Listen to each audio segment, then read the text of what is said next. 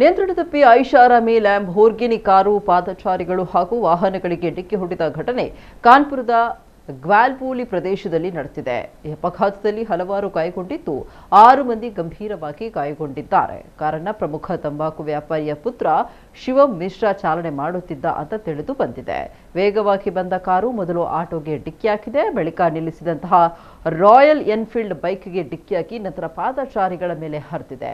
ಬೈಕ್ನ ಮುಂಭಾಗದ ಚಕ್ರವನ್ನ ಸ್ವಲ್ಪ ದೂರ ಎಳೆದುಕೊಂಡು ಹೋಗಿ ಕಾರು ವಿದ್ಯುತ್ ಕಂಬಕ್ಕೆ ಡಿಕ್ಕಿಯಾಗಿ ನಿಂತಿದೆ ಅಂತ ಹೇಳಲಾಗಿದೆ.